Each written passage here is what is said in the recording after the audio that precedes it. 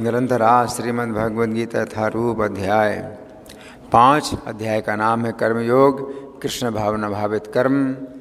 श्लोक संख्या है 26, पृष्ठ संख्या 199।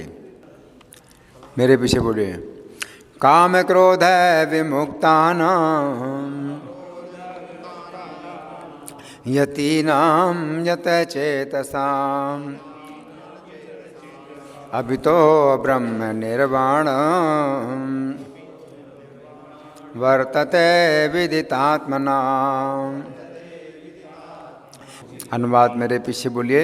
जो क्रोध तथा समस्त भौतिक इच्छाओं से रहित हैं, जो स्वरूप सिद्ध आत्मसंयमी और संसिद्धि के लिए निरंतर प्रयास करते हैं, उनकी मुक्ति निकट भविष्य में सुनिश्चित है।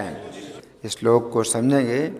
भगवान कह रहे हैं काम क्रोध है विमुक्तानाम, जो काम और क्रोध से मुक्त हैं। विमुक्त का मतलब विशेष रूप से मुक्त हैं, मुक्त से भी ज़्यादा विमुक्त, विशेष रूप से मुक्त हैं। यतीनाम यत चेतसाम, जो प्रयत्न करते हैं, साधन करते हैं, साधना करते हैं और जिन्होंने अपने मन को संयमित किया हुआ है। अभी तो ब्रह्म निर्वाणम, निकट भविष्य में ब्रह्म निर्वाण की प्राप्ति उनको निश्चित है। विदित आत्मनाम का मतलब स्वरूप सिद्ध है, उनको जो है आत्मा के बारे में ज्ञान हो गया है। विदित आत्मा उनको विदित हो चुकी है ना। तो हम सुनेंगे प्रभुपाद तात्पर्य में क्या लिखते हैं। श्रील प्रभुपाद की जय।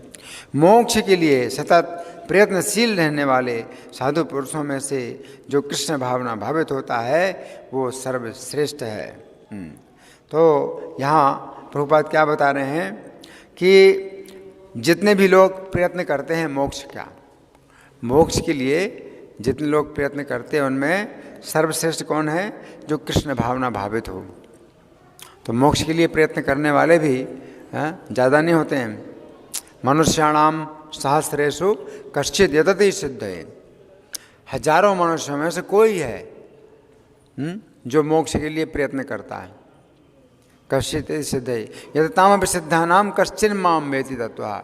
और उन सिद्धों में कोई ही है जो कृष्ण को तत्व से जानता है। तो दुर्लभ से भी ज़्यादा दुर्लभ वो व्यक्ति होता है जो कृष्ण को तत्व से जानता है। और जो कृष्ण को तत्व से जान लेता है तो फिर वो क्या होता है? कृष्ण भावना भावित होता है। जो कृष्ण को तत्व से जान लेता है वो फिर कृष्ण भावना हर प्रकार से वो कृष्ण की भक्ति करता है।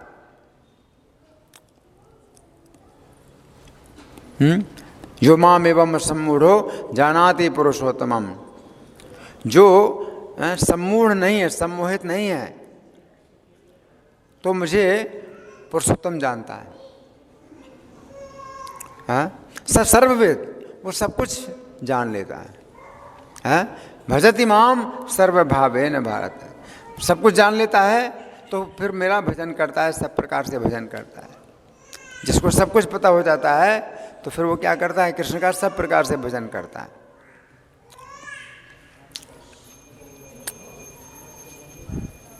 जिनको सब कुछ पता नहीं है तो वो पता करते रहते हैं, सोचते रहते हैं, चिंतन करते रहते हैं। ऐसा हो सकता है, वैसा हो सकता है, ऐसा है, ऐसा नहीं है, ऐसा है, ऐसा नहीं है, वो कल्पना करते रहते हैं। जिनको सब कुछ पता हो जाता है वो कृष्ण का भजन, हर प्रकार से कृष्ण का भजन करते हैं। तो यहाँ पर प्रभुपाद लिख रहे हैं कि मोक्ष के लिए सतत प्रयत्नशील रहने वाले साधु पुरुषों में से जो कृष्ण भावना भावित होता है वो सर्वश्रेष्ठ है। तो बहुत से लोग हैं जो मोक्ष के लिए सतत प्रयत्नशील हैं, दिन रात सोचते हैं कि कैसे हमारा उद्धार हो, लेकिन कृष्ण भावना भावित नहीं होते। उन्हें कृष्ण के तत्व का ज्ञान नहीं है, कृष्ण का तत्व नहीं पता है। वे केवल चिंतन करते रहते हैं कि कैसे मेरा उद्धार होगा। तो अच्छा है, सामान्य व्यक्ति नहीं ऐसा सोचता है। बहुत असाधारण लोग हैं जो सदा प्रयत्नशील हैं मोक्ष के लिए, लेकिन उनमें से जो कृष्ण भावना भावित हो वो सर्वश्रेष्ठ है। क्यों? क्योंकि वो कृतकृत्य हो जाता है, उसका जीवन सफल हो जाता है ना। आगे प्रभुपाद लिखते हैं, इस तथ्य की पुष्टि भागवत में 4:22-39 इस प्रकार हुई है। यत्पाद पंकज पलास विलास भक्त्या कर्माशयं ग्रथयन्ति सन्तः तन्वन्न रिक्तमतयो यतियोऽपि रुद्ध स्रोतो गणास्तमर्णं भज वासुदेवं। भक्तिपूर्वक भगवान वासुदेव की पूजा करने का प्रयास तो करो। बड़े से बड़े साधु पुरुष भी इंद्रियों के वेग को उतनी कुशलता से रोक पाने में समर्थ नहीं हो पाते जितना कि वे जो सकाम कर्मों की तीव्र इच्छा को समूल नष्ट करके और भगवान के चरण कमलों की सेवा करके दिव्य आनंद में लीन रहते हैं। ये श्लोक जो है भागवत का बहुत सुंदर श्लोक है। इसमें क्या बताया है कि यत्पाद पंकज पलास विलास भक्त्या, जिनके चरण कमलों की शोभा की भक्ति करने से, जो भक्त होते हैं वो भगवान के चरण कमलों की सुंदरता की भक्ति करते हैं। उनके चरण कमलों की जो सुंदरता है उसमें वो इतने दीवाने हो जाते हैं कि सुंदरता की ही भक्ति करते हैं, है ना। भगवान के चरण कमलों की सुंदरता की भक्ति करते हैं तो कर्माशयम ग्रथितम उद्ग्रथयन्ति सन्तः। तो कर्म का जो हृदय की जो गांठ है, कर्म की जो गांठ है, उस गांठ को वे खोल लेते हैं। उद्ग्रथयन्ति, कर्म की जो गांठ है हृदय में उसको वे खोल लेते हैं, सुलझा लेते हैं। तद्वन्न रिक्तमतयो यतियोऽपि रुद्ध है। लेकिन जो दूसरी यति लोग हैं रिक्तमती हैं। रिक्तमती हैं यानी उनके दिमाग में कृष्ण के चरण कमल नहीं है, खाली दिमाग है। तो एक तो वो भक्त हैं जो भगवान के चरण कमलों की भक्ति से भरे हैं, उनके दिमाग में भगवान के चरण कमलों की सुंदरता भरी है, उनका दिमाग भरा रहता है, भगवान के चरण कमलों की सुंदरता ही सोचते रहते हैं और कुछ सोच ही नहीं पाते। तो वो जिस प्रकार से हृदय की गांठ को खोल लेते हैं तद्वन्न रिक्तमतयो, उस प्रकार से हृदय की गांठ वो लोग नहीं खोल पाते जिनका मन रिक्तमती है। रिक्त माने खाली, दिमाग खाली है, दिमाग तो खाली कर लिया। रिक्तमतयो यतियोऽपि रुद्ध स्रोतो गणा, और इंद्रियों को भी भस्म कर लिया, विषय वासना भी अपने मन से निकाल ली, विषय वासना को भी मन से निकाल लिया है और इंद्रियों को भी भस्म कर लिया है। तो भी हृदय की जो गांठ है उसको फिर भी नहीं खोल पाते। तो इतना परिश्रम करने के बाद भी कि दिमाग को एकदम खाली कर लिया, विषय वासना निकाल दी, इंद्रियों को भी भस्म कर लिया, इंद्रियों को भी रोक लिया, लेकिन तो भी हृदय की गांठ को वे नहीं खोल पाते। उस प्रकार से वो हृदय में जो कर्म की गांठ है वो फिर भी बनी रहती है। लेकिन जो कृष्ण के चरण कमलों की सुंदरता की भक्ति करते हैं, कितने सुंदर हैं, तो वे भूलते ही नहीं हैं, भगवान के चरण कमलों को भूलते ही नहीं हैं, उनके चरण कमलों की याद में ही जो है डूबे रहते हैं, है ना। तो ये बताए यत्पाद पंकज पलास विलास भक्त्या कर्माशयम ग्रथितम उद्ग्रथयन्ति सन्तः। तो वे संत कहलाते हैं। और दूसरे होते हैं यति, है ना। यति कैसे हैं? रिक्तमति वाले, जिनका दिमाग खाली है, तो जिनके दिमाग में भक्ति नहीं है,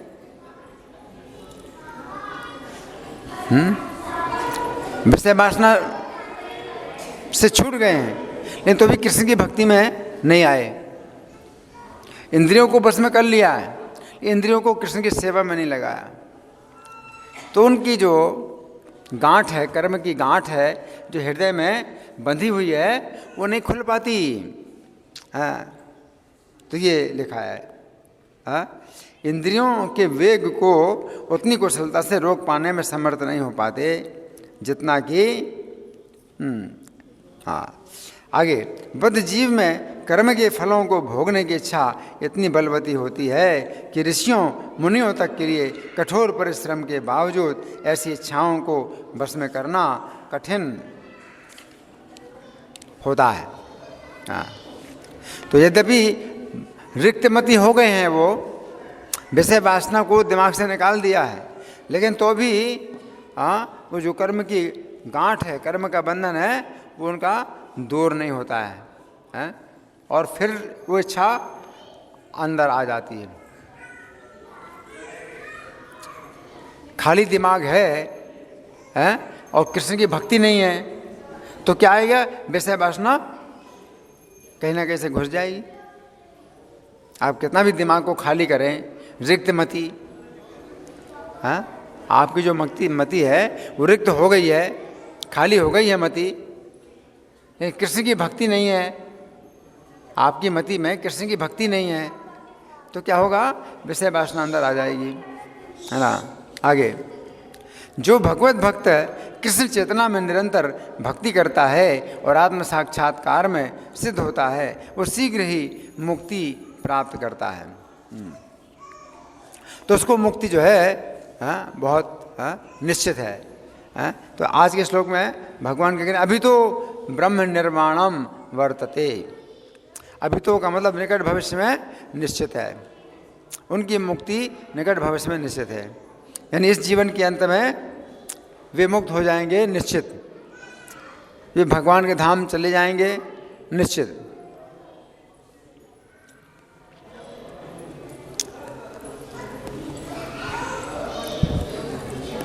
लेकिन जो रिक्तमती हैं उनके लिए निश्चित नहीं है,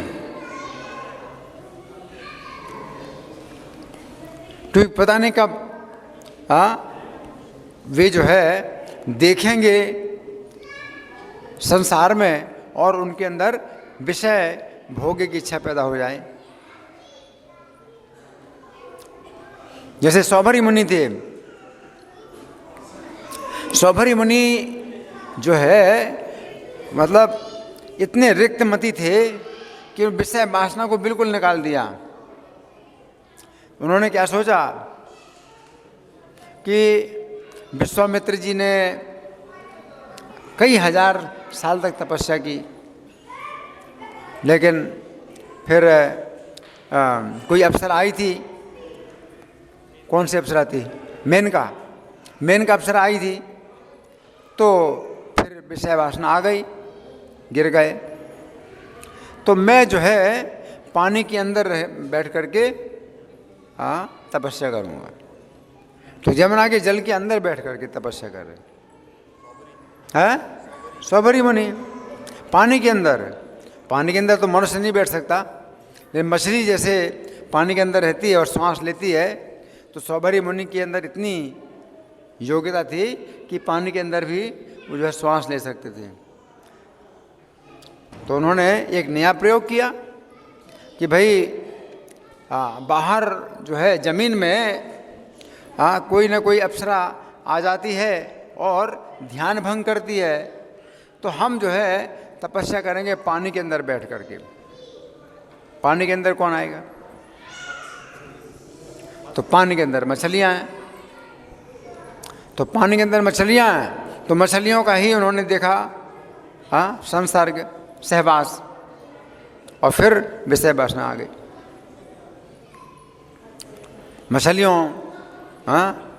मछलियाँ तो पानी में मछलियाँ ही हैं, मछलियों का सहवास देखा, उसमें भी उनकी विषय वासना हुई, और पानी से बाहर निकले हैं।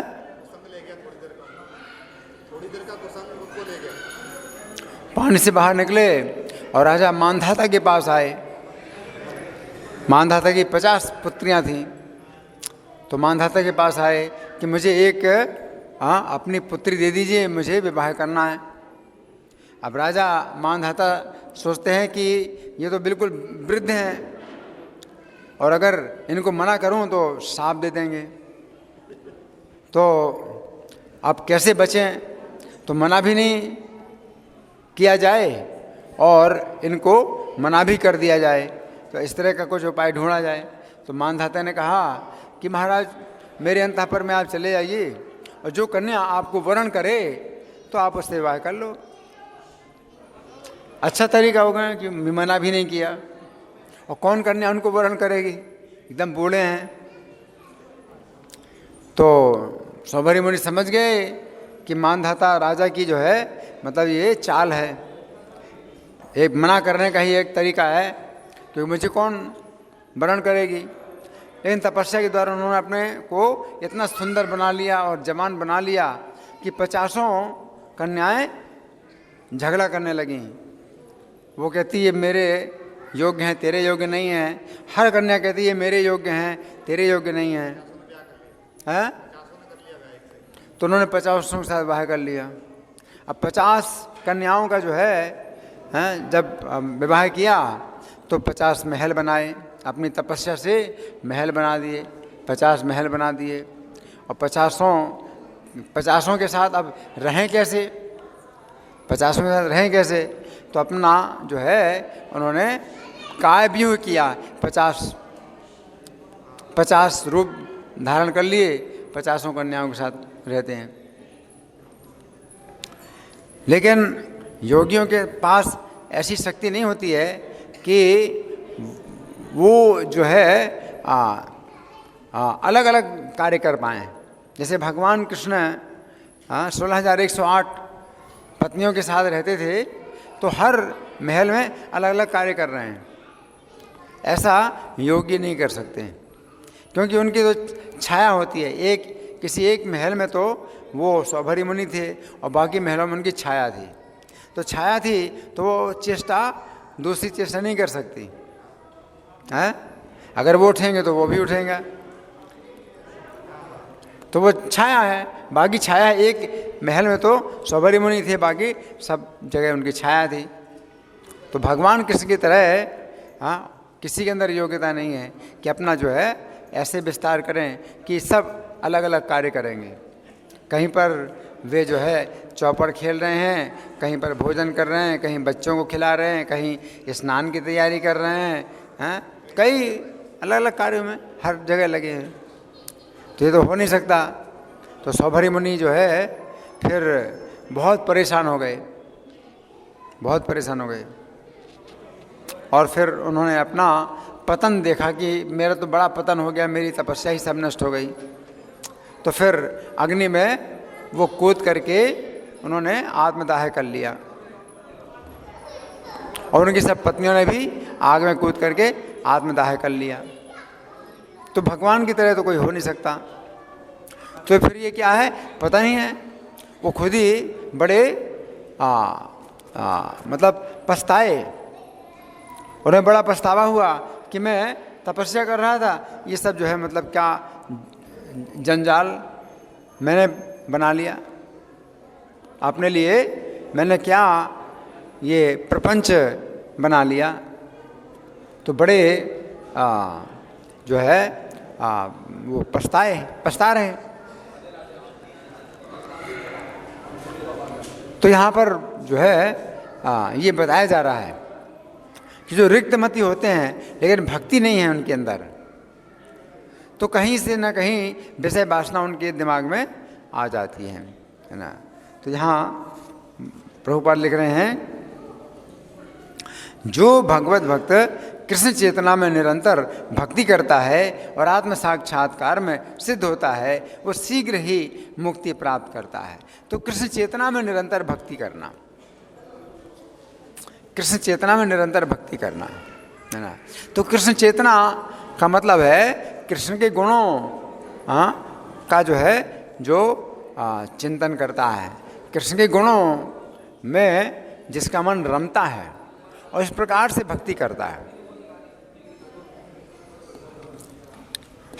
तो कृष्ण के गुणों का जो है जब उसे अनुभव होता है तो वो फिर कृष्ण को भुला नहीं पाता है, कृष्ण को नहीं भूलता वो कभी। और कृष्ण को उसको नए नए गुणों का रसास्वादन मिलता है, तो निरंतर भक्ति करता है तो शीघ्र ही मुक्ति प्राप्त करता है। तो वो जीवन मुक्त, उसको जीवन मुक्त समझना चाहिए। जीवन मुक्तः स उच्यते। या गीता में भगवान कहते हैं कि कृतकृत्यश्च भारत है, वो कृतकृत्य हो जाता है। कृतकृत्य का मतलब है कि उस सब कार्य उसका हो चुका, उसके सब काम पूरे हो गए, इस जीवन में कुछ करना बाकी नहीं रहा, है ना। आगे प्रभुपाद लिखते हैं, आत्म साक्षात्कार का पूर्ण ज्ञान होने से वो निरंतर समाधिस्थ रहता है। समाधिस्थ है तो ये समाधि जो है उसकी वो नहीं है, निष्क्रिय समाधि नहीं है। एक समाधि तो योगी को होती है, निष्क्रिय होती है कि एक स्थान में वो बैठा है और हिलता भी नहीं और कुछ देखता भी नहीं, तो वो समाधि भी होती है। लेकिन कृष्ण भावनामृत की जो समाधि है वो कैसी होती है? सक्रिय समाधि। प्रत्येक क्षण उससे कृष्ण के गुणों की याद आती है। इसको दिव्य सक्रिय समाधि कहें तो प्रत्येक क्षण वो जो है कृष्ण के गुणों का स्मरण करता है ना। तो ये समाधिस्थ रहता है। ऐसा एक उदाहरण दिया जा रहा है, दर्शन ध्यान संस्पर्श है मत्स्य कूर्म विहंगमा स्वान्यपत्यान्य पुष्णंती तथा हम अपि पद्मजय। भगवान ब्रह्मा जी से कह रहे हैं, पद्मज का मतलब है हे ब्रह्मा, पद्मज का मतलब है जो कमल से उत्पन्न हुआ। तो ये बताया नहीं गया कि कहाँ से ये श्लोक लिया प्रभुपाद ने, लेकिन यहाँ संबोधन है कि हे पद्मज, तो इसका मतलब है कि भगवान ब्रह्मा जी से कह रहे हैं। कहीं किसी भी शास्त्र में मतलब ये श्लोक है तो वो भगवान ने ब्रह्मा जी से कहा है कि हे पद्मज है। और पद्मज ब्रह्मा जी को ही कहा जा सकता है जो कमल से पैदा हुआ है। कमल से और कोई पैदा नहीं होता है, ब्रह्मा जी पैदा हुए, है ना। दर्शन ध्यान संस्पर्श है मत्स्य कूर्म विहंगमा। मछली कछुआ और पक्षी केवल दृष्टि चिंतन स्पर्श से अपने संतानों को पालते हैं, उसी प्रकार से मैं भी करता हूँ। तो बड़ा अच्छा ये श्लोक है। जो मछली है वो दर्शन से अपने संतान को पालती है। मछली अंडे देती है, मछली अंडे देती है तो अंडे पानी में रहते हैं, अंडे पानी में रहते हैं और पानी में अंडे तैरते रहते हैं। अंडे को रखने की जगह नहीं है। मछली जो है जब पानी में अंडे देती है तो उसको कहीं जगह नहीं मिलती रखने की, कहाँ पानी में कहाँ रखेंगी। पानी में अंदर जो है इधर उधर चलते रहते हैं। तो मछली क्या करती है? अपने अंडों को देखती रहती है, अंडों को देखती रहती है। उसी में अंडे के अंदर जो बच्चा है वो पलता है, मतलब विकसित होता है। तो देखने से, दर्शन से ही मछली अपने अंडों को पोषण करती है। बच्चे का शरीर बनता है, अंडे के अंदर बच्चे का शरीर बनता है। और जब पूरा बन जाएगा तब अंडा फूटेगा और बच्चा बाहर निकलेगा। जब तक बच्चे का शरीर पूरा नहीं बन जाता है अंडे के अंदर, तब तक अंडे के अंदर मछली बाहर से अंडे को देखती रहती है। तो दर्शन के द्वारा अपने बच्चों को पालती है, पुष्णंती यानी पोषण करती है अपने अंडे का मछली। और कूर्म कछुआ ध्यान के द्वारा अपने अंडों को पोषण करता है। कछुआ रहता पानी में और अंडे देती है वो बाहर ज़मीन में। तो ज़मीन में उसके अंडे होते हैं और पानी में कछुआ रहता है। तो चिंतन करता रहता है, याद करता रहता है। तो उसकी याद करने की शक्ति से ही अंदर जो बच्चा है वो पोषण होता है। हाँ? ध्यान संस्पर्श है। और जो पक्षी होते हैं वो अपने अंडों को जो है स्पर्श करते रहते हैं। अंडे के ऊपर जो माता होती ना, मादा पक्षी, वो स्पर्श करती रहती है, दबाती रहती है, हल्के हल्के से दबाती रहती है। और इस प्रकार से अंडे क्या होते हैं, अंडे के अंदर बच्चा पोषण पाता है ना। तो भगवान कह रहे हैं उसी प्रकार से मैं भी अपने भक्तों को पालता हूँ, है ना। हे पद्मज, मैं भी उसी तरह करता हूँ। मछली अपने बच्चों को केवल देखकर बड़ा करती है, कछुआ केवल चिंतन द्वारा अपने बच्चों को पालता है।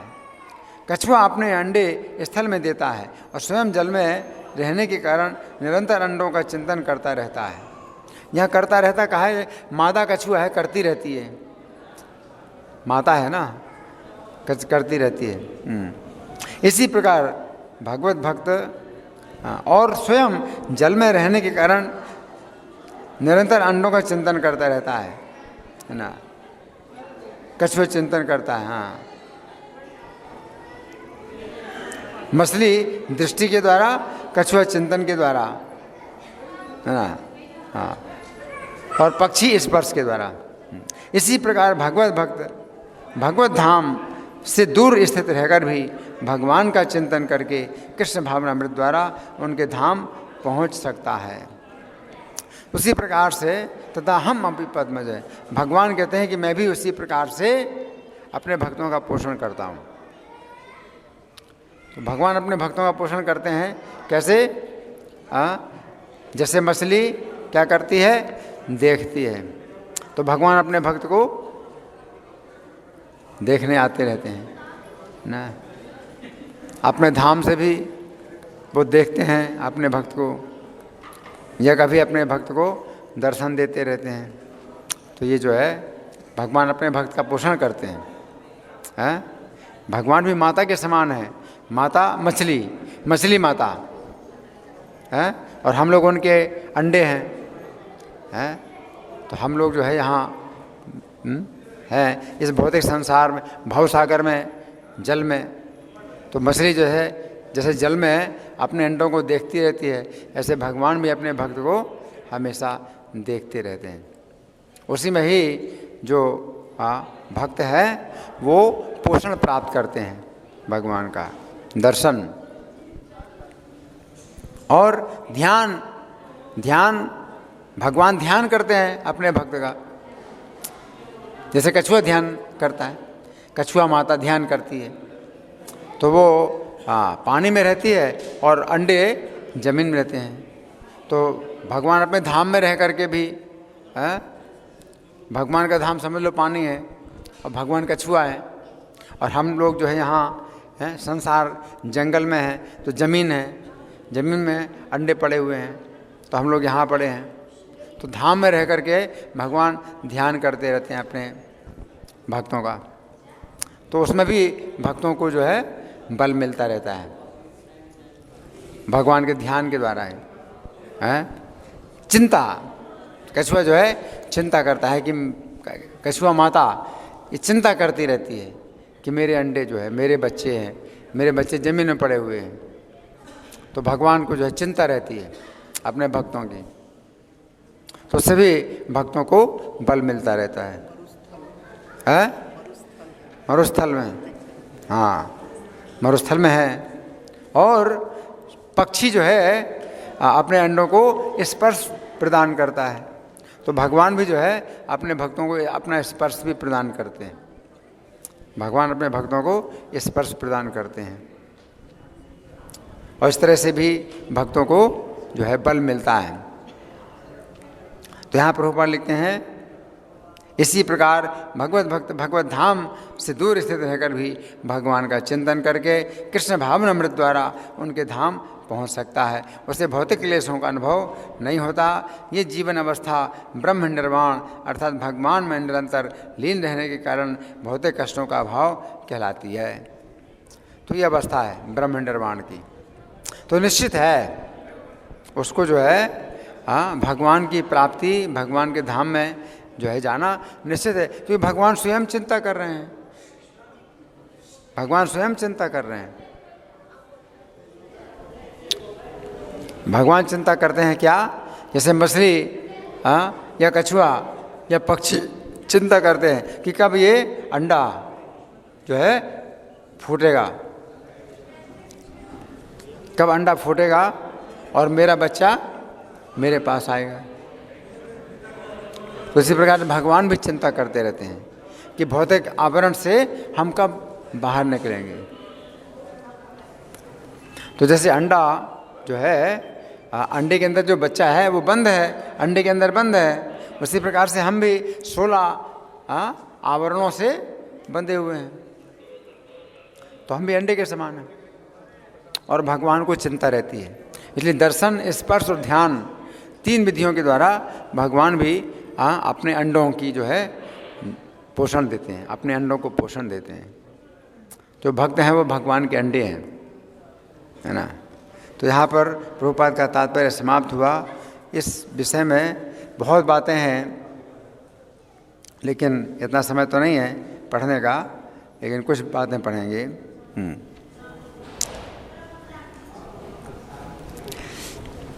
श्री कृष्ण के सेवकों का पहला लक्षण यह है कि वे काम तथा क्रोध से पूर्णतया मुक्त होते हैं।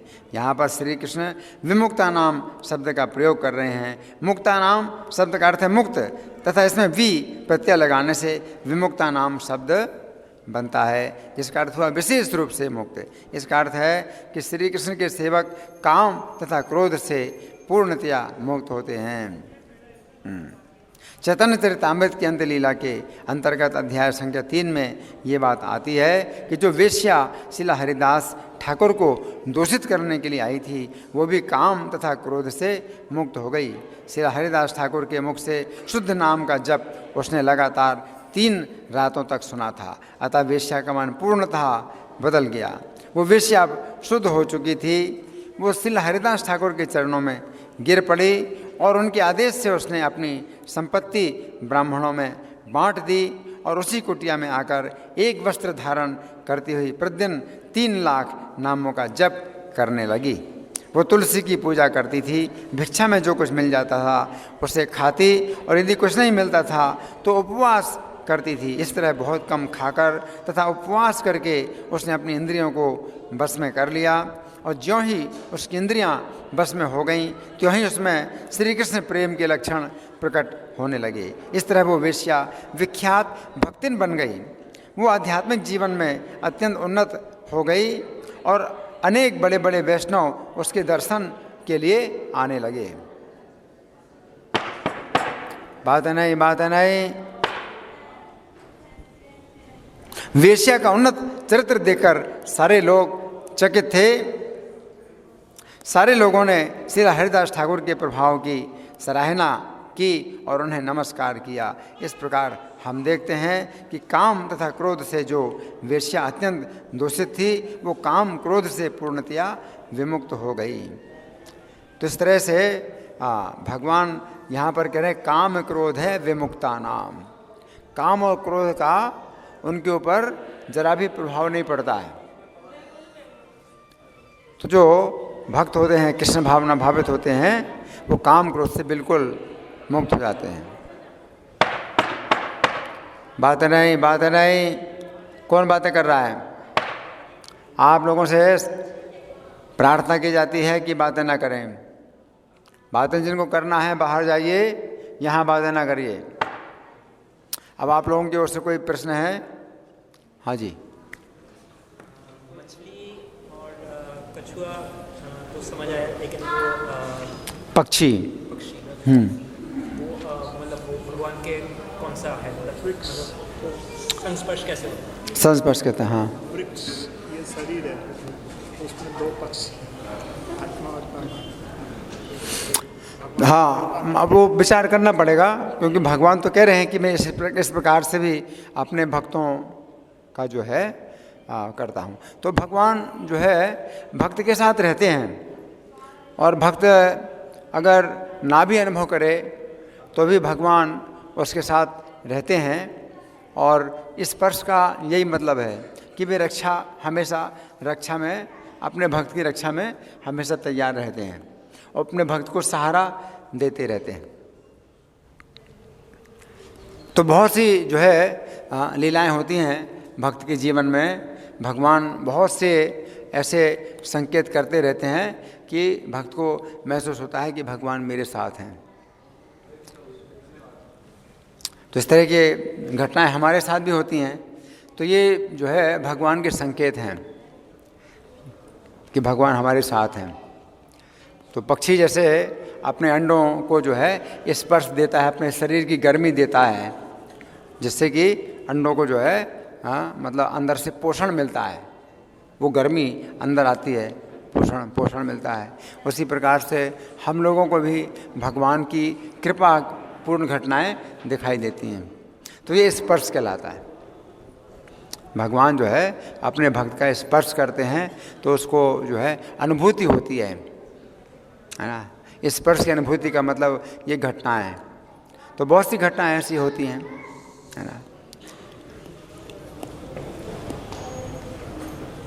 तो इसमें जो है कोई और कारण नहीं है, भक्त को जो है मतलब पूरा जो है अनुभूति होती है, कोई शंका नहीं रहती है भगवान साथ में है। भगवान अपनी अनुभूति कराते हैं कि मैं तुम्हारे साथ हूँ। तो ऐसी बहुत आश्चर्य की घटनाएं होती हैं, ठीक है ना। और कोई प्रश्न किसी का, या मैं प्रश्न करूँ? आपका प्रश्न। हाँ, कि जैसे इसमें पता मोक्ष के लिए सतत प्रयत्नशील रहने वाला है ना, तो जो भक्ति है, भक्ति कहते हैं भक्ति कर रहे हैं, तो वो क्या मोक्ष के लिए साधन है? मोक्ष के लिए, या कभी कहते हैं कि मतलब एक जो और सुना है कि वो भक्ति लक्ष्य भी है, तो क्या? भक्ति जो है मोक्ष का साधन भी है, और मोक्ष के बाद भी भक्ति होती है। और फिर जो मोक्ष है वो गौण वस्तु हो जाती है, नगण्य हो जाती है। भक्ति जो है मोक्ष से बहुत ऊपर है। मोक्ष लघुता कृता, मोक्ष को भी वो छोटा बना देती है। तो भक्त के लिए फिर जो है मुक्ति का कुछ महत्व नहीं रहता। जब भक्ति में जो भक्त है वो बहुत आगे बढ़ जाता है तो मुक्ति का फिर कोई महत्व नहीं रहता। जैसे जेल के अंदर जब कोई कैदी होता है तो वो यही सोचता है कि मैं जेल से बाहर कैसे निकलूं। उसको बड़ा अंतर मालूम पड़ता है कि जेल के अंदर रहने में और जेल के बाहर के जीवन में बड़ा अंतर है। लेकिन वही कैदी जब राजा के साथ अपने संबंध बना लेता है तो अब जेल के अंदर रहे या जेल के बाहर रहे उसे वही सुविधाएं मिलेंगी। तो अब कुछ अंतर नहीं पड़ता है कि वो जेल के अंदर रहे जेल के बाहर रहे, क्योंकि राजा का अगर वो संबंध है उसके साथ तो जेल के अंदर भी उसको वही सुविधाएं मिलेंगी जो जेल के बाहर वो उससे कुछ अंतर नहीं है। तो अब वो मुक्ति का कुछ मतलब नहीं रह गया। वो मुक्त ही है, जेल के अंदर भी वो मुक्त है। उसके साथ कैदी की तरह थोड़ी व्यवहार किया जाता है ना। तो अब जो है जेल के अंदर रहना जेल के बाहर रहने का कुछ अंतर ही नहीं है, कुछ महत्व ही नहीं है कि क्या अंतर पड़ता है ना। तो इस तरह से हमें समझना चाहिए। ये भगवान का प्रेम अगर प्राप्त हो गया तो अब तो जो है मतलब कोई अंतर ही नहीं कोई, क्योंकि वो गुणानेतान अति तत्रीन देही देह समध्वान, वो 3 गुणों से मुक्त हो जाता है। तो ये इस भौतिक जगत में जीवों को 3 गुणों से बांधा जाता है और 3 प्रकार के कष्ट दिए जाते हैं, है ना। तो वो 3 गुणों से बंधा नहीं है, उसे 3 प्रकार के कष्ट नहीं मिल रहे हैं। तो जेल के अंदर भी रह करके वो जो है राजा का कर्मचारी है तो उसको वही सुविधाएं मिलेंगी जो जेल के बाहर भी, कोई अंतर नहीं, ठीक है ना। तो उनके लिए कोई अंतर नहीं है। वो माया की सेवा में नहीं रहते हैं, वो कृष्ण की सेवा में रहते हैं। तो माया उनको दुख भी नहीं पहुंचा सकती, ना वो माया की सेवा करते हैं। माया के क्षेत्र में रह कर के भी वो माया की सेवा में नहीं है, वो कृष्ण की सेवा में है।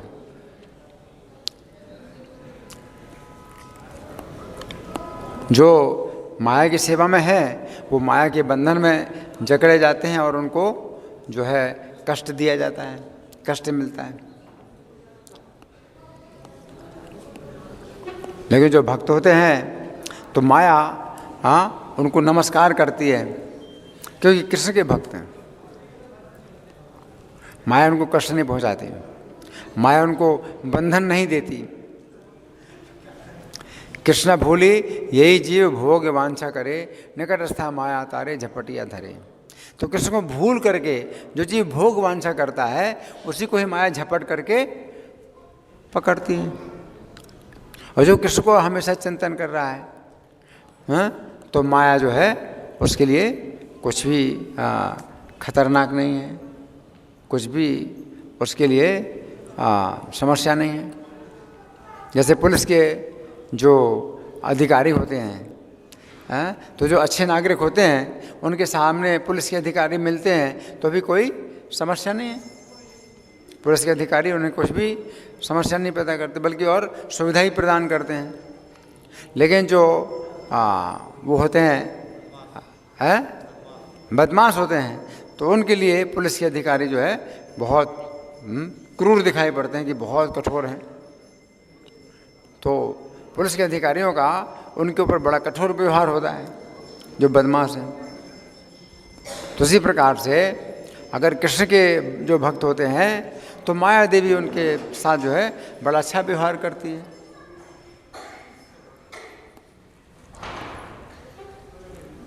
माया का ये एकमात्र कार्य यही है, आप कृष्ण की सेवा नहीं कर रहे हैं तो वो जो है आपको बंधन में डालेंगे। जैसे कि पुलिस के कर्मचारी हैं तो वे जो है जब देखते हैं कि आप सरकार के अनुसार नहीं चल रहे हैं, सरकार के कानून का उल्लंघन कर रहे हैं, तो आपको जो है वो दंड देते हैं, बांधते हैं। तो इसी प्रकार से माया देवी है। नहीं तो माया देवी आपके लिए कोई समस्या नहीं पैदा करेगी। धन्यवाद। ग्रंथराज श्रीमद् भगवद गीता की जय, श्रील प्रभुपाद की जय, राधा पार्षार्थी ललिता विशाखा गौरनिताई, सीताराम लक्ष्मण हनुमान प्रहलाद नृसिंह देव, श्रील प्रभुपाद की जय हो।